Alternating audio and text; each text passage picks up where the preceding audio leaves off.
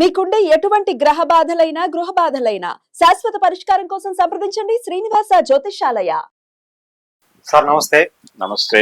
చిత్రపురి కాలనీలో వివాదం అంటే అక్రమాలు జరిగాయని చెప్పి గత కొంతకాలంగా వివాదం నడుస్తూనే ఉంది. ఈ మధ్య మళ్ళీ ఇది తెర మీదకి వచ్చింది. నిజంగా అక్కడ అక్రమాలు జరిగాయా? ఏం జరిగింది సార్? సినిమా పరిశ్రమ మీద ఆధారపడి జీవిస్తున్నటువంటి కార్మికులకి ఇళ్లు నిర్మించి ఇవ్వటం కోసం ప్రభాకర్ రెడ్డి గారు తన సొంత భూమిని కేటాయిస్తూ ఒక ఇనిషియేషన్ చేశాడు, ఒక చొరవ చూపించాడు ఆయన.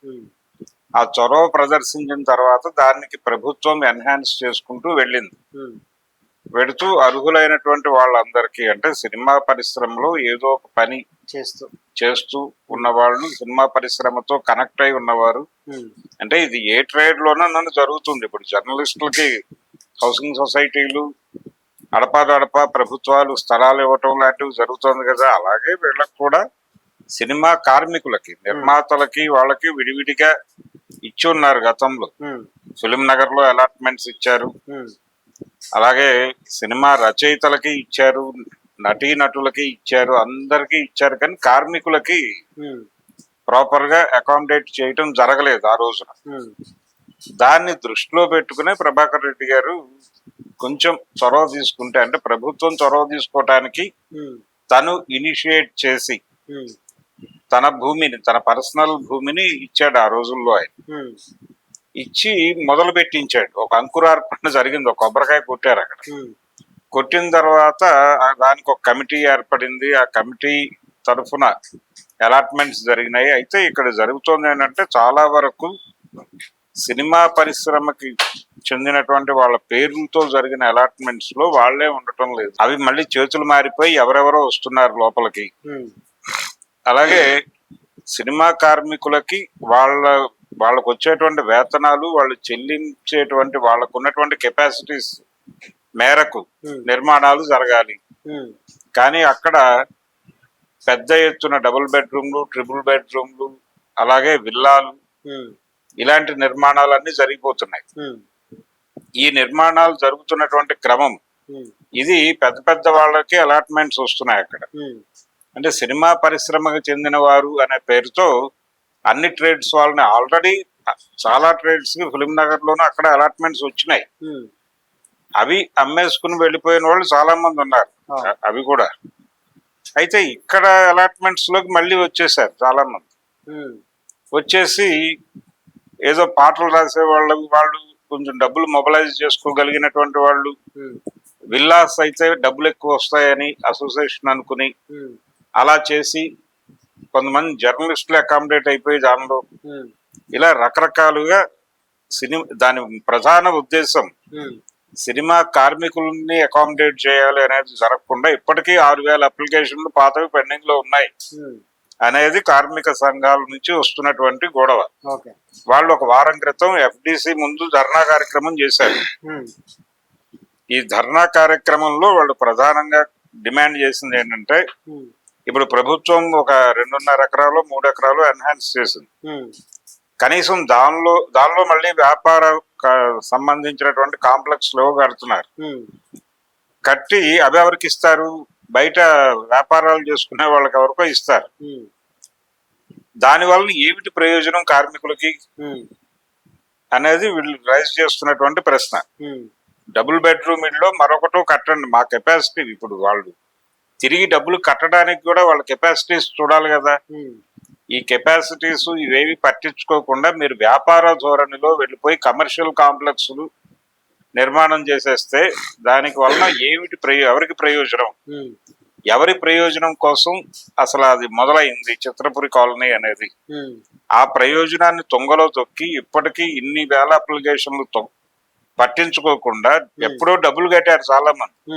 ఆ డబ్బులు కట్టిన వాళ్ళకి అలాట్మెంట్స్ అంటే వాళ్ళకి ఏదో కడతామని చెప్తూ మిగిలిన ఈ బిగ్ ఏరియా అంటే ఈ విల్లాలు ఇలాంటివి వేస్తూ అక్కడ పెద్ద అమౌంట్లు కలెక్ట్ చేసుకుంటూ ఒక్కొక్కళ్ళు 2-3 బయట వాళ్ళకి ఇప్పించేసుకుంటున్నారు. ఈ అక్రమాల మీద ఎవరు వెరిఫికేషన్ చేయట్లేదు అనేది గొడవ.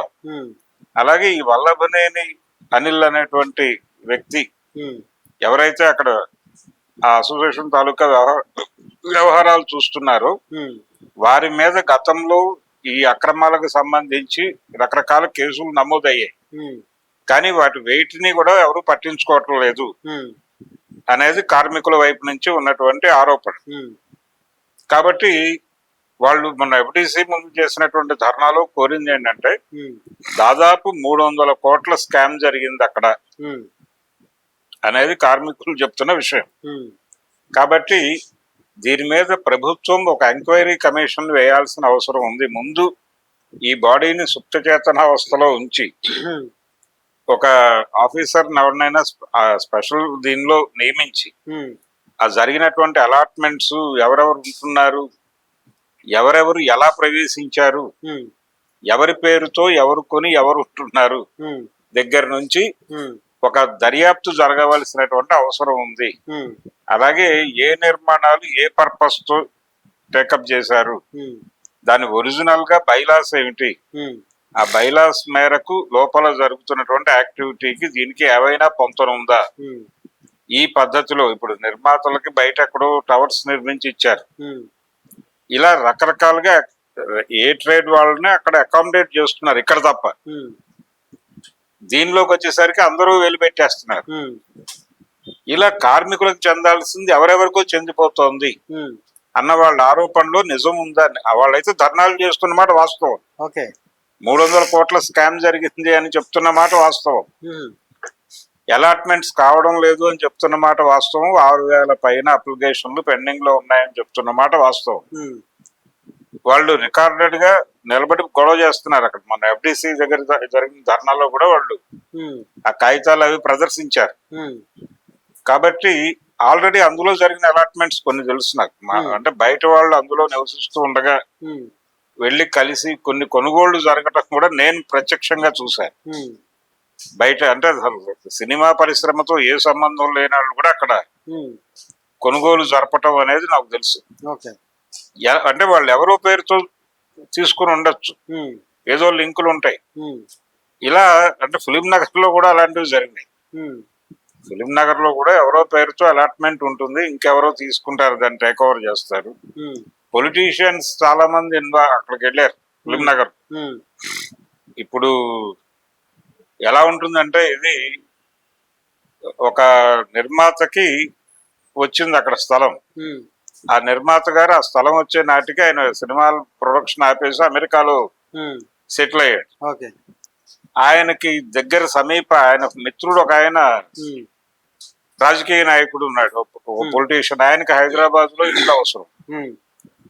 ఈయన అమెరికాలో ఉన్నవాడికి వచ్చిన అలాట్మెంట్ ఇది. సరే, దీనిలో ఆయన తీసుకుని ఆయన నిర్మాణం జరుపుకున్నాడు.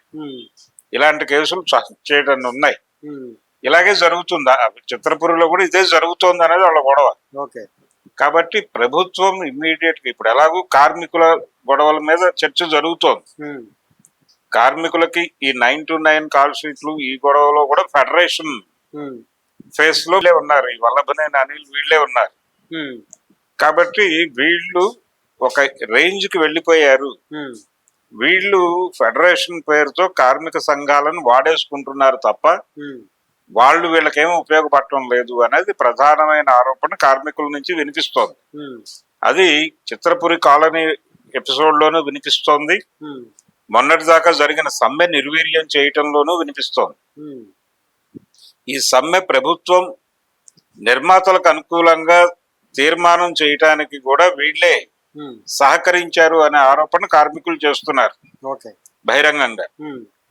ఇప్పుడు ఎలాగూ ముఖ్యమంత్రి గారు చొరవ చేసి ఆయన వారి మాటలు విని వారికి అనుకూలంగా ఒక తీర్మానం చేసిన సందర్భంగా వారందరూ ఇంటికి వెళ్ళి వారిని అభినందించి వచ్చారు.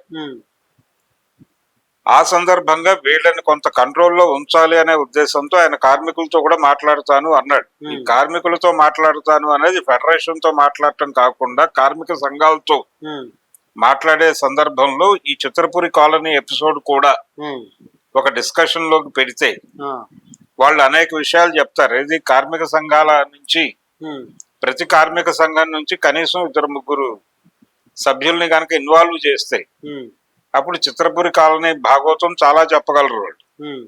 చెప్పిన తర్వాత నిజానికి ప్రభుత్వం 2.5 ఎకరాలు 3 ఎకరాలు కేటాయించినప్పుడు అది ఎలా వినియోగం జరుగుతోంది అని వెరిఫై చేసేటువంటి బాధ్యత ఉంటుంది. ఉమ్, ఆ బాధ్యతతో అయినా కనీసం ఇప్పుడు ఉన్నటువంటి బాడీ మీద ఇన్ని ఆరోపణలు ఉన్నప్పుడు, ఇన్ని కేసులు ఉన్నప్పుడు ఉమ్, ఈ బాడీని దాన్ని పూర్తిగా పక్కన పెట్టి ఉమ్, ఒక స్పెషల్ ఆఫీసర్ ఎవరినైనా నియమించి ఉమ్, దర్యాప్తు జరిపి ఒకవేళ వాళ్ళు తప్పు చేయలేదని తేలితే తిరిగి వాళ్ళకే అప్పచెప్పచ్చు, ఉమ్, ఆ బాడీకే అప్పచెప్పచ్చు. అక్కడ ఎన్నికలు జరుగుతాయి, ఆ ఎన్నికల్లో మ్యానిపులేషన్స్ జరుగుతాయి, బయట జరిగిన ఎన్నికల్లో లాగానే ఉమ్, ఇలా మేనేజ్ చేసుకుంటూ వీళ్ళే కొనసాగుతున్నారు అనేది కూడా కార్మికుల వైపు నుంచి ఒక ఆరోపణ. ఉమ్, అందుకని ఫెడరేషన్ మీద ఉన్నటువంటి రకరకాల ఆరోపణల్లో చిత్రపురి కాలనీ ఆరోపణ కూడా ఉంది కార్మికుల మనసుల్లో. ఓకే. మేమందరం మా పేరుతో అక్కడ ఇచ్చిన స్థలాలు ఎవరెవరో అనుభవిస్తుంటే మేమేమో ఇక్కడ అద్దె కృష్ణానగర్ లోను మరో చోట ఏదో ఏడుస్తున్నాం, దిక్కుమాలిన జీవితాలు గడుపుతూ. ఉమ్, కనీసం అవైనా వస్తే ఏదో అక్కడ పడి ఉంటాం మేము. చాలా మంది అనుకున్నది అదే, కార్మికులు ఉంటారు అక్కడ. అవును.